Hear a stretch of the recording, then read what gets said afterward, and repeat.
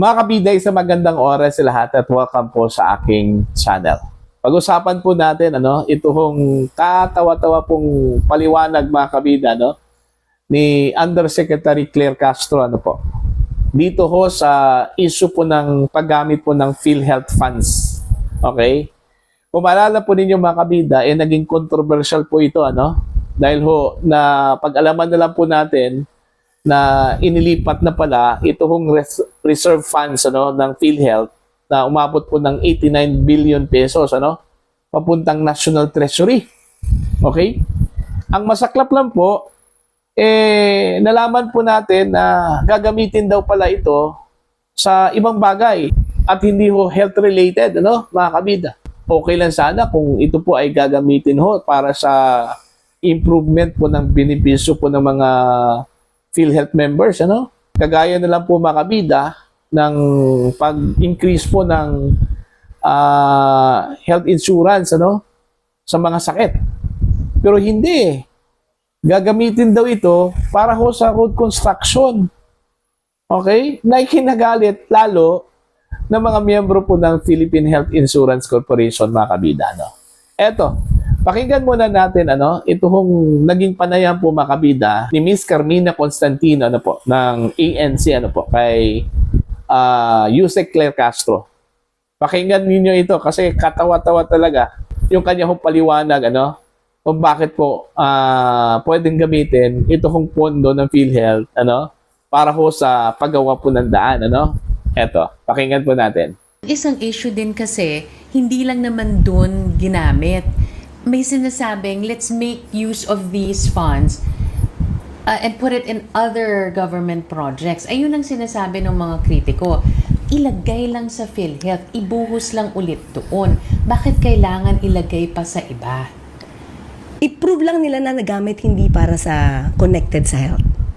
Yun lang. Kung hindi siya connected sa health, it can be questioned. Pero kung lahat yan connected sa health, let's say po, halimbawa, nandoon yung pasyente, hindi makatulay. Walang road.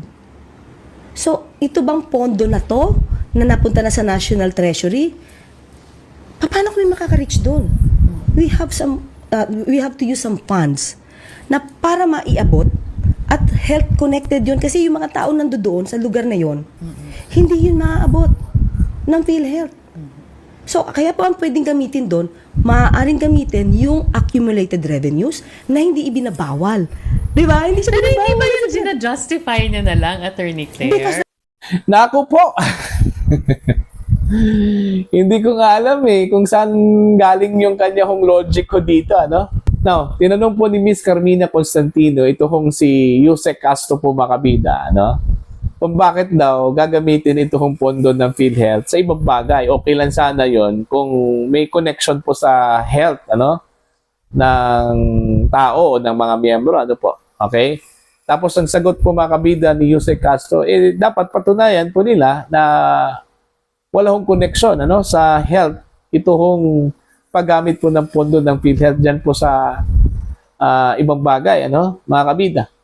Meron nga siyang halimbawa po na sinabi na meron daw mga tao doon sa kabilang bayan, sa kabilang baryo, gusto pong magkaroon po ng benepisyo mula sa PhilHealth, Okay? Gusto kong maka-avail po ng serbisyo po mga kabida. Kaso lang po, wala hong means para makarating po doon sa kanila yung serbisyo po ng PhilHealth. Kasi wala hong daan. Ginamit niya yung walang daan po mga kabida, So, para ho daw mahihatid doon po sa kanila yung serbisyo po ng PhilHealth, pwede daw gamitin yung pondo. Kasi naaayon daw yun sa batas Okay? Sa paggawa po ng daan mga kabida.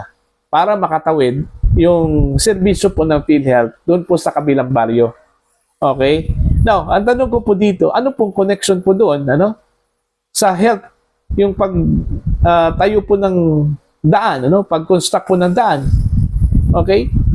Ang sabi po niya, may connection daw yun Anong connection doon? Yung connection ba doon mga kabida, at least maitawid yung serbisyo po ng PhilHealth doon po sa kanila, doon po sa mga tao sa kabilang baryo, Hindi yun connection.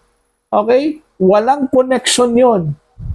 At pangalawa po mga kabida, dapat tandaan po ni Yusek Castro, ano, na kung meron man pong pondo na gagamitin para ho sa road construction, ay hindi ho galing sa PhilHealth funds yun, ano?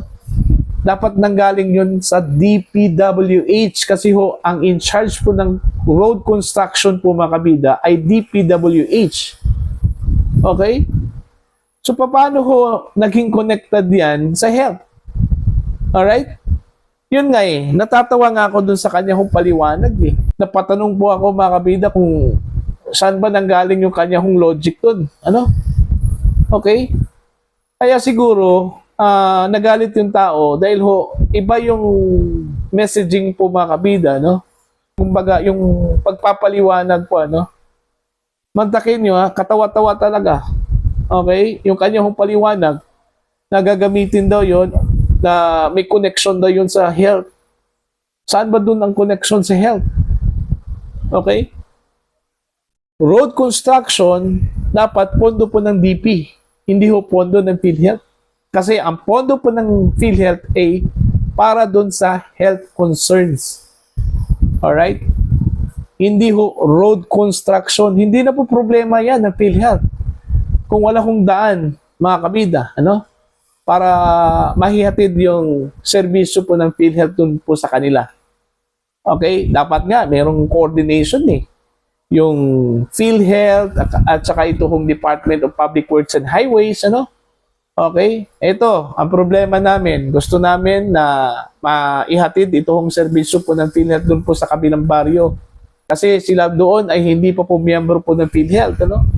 Hindi po nila ma-access yung serbisyo po ng PhilHealth kasi ho, unang-una, wala hong daan para ho maiabot po sa kanila, ano, mga kabida, yung serbisyo po ng PhilHealth po, ano?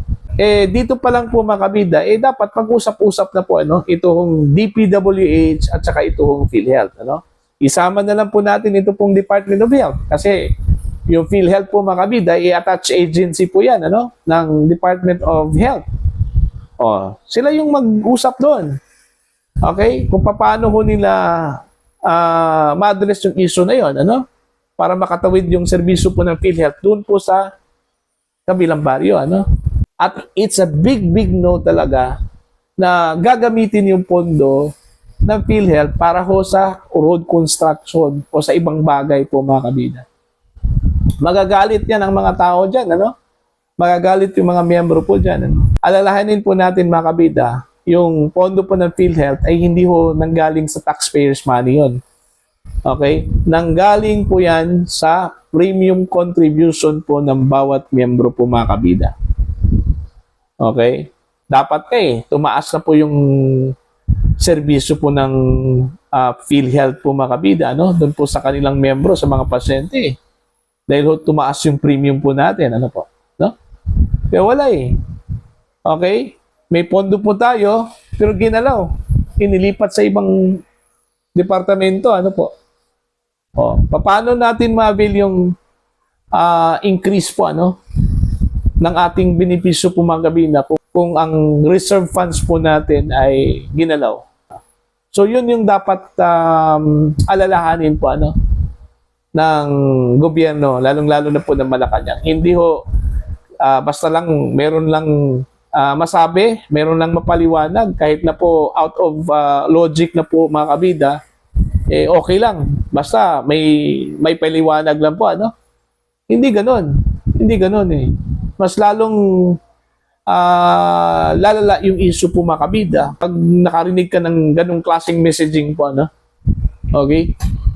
So, yun lang po, ano? Medyo nagre-react lang po talaga ako doon po sa kanyang paliwanag. Paliwanag po ni Yusek Castro, para po sa akin po mga kabida parang out of the blue.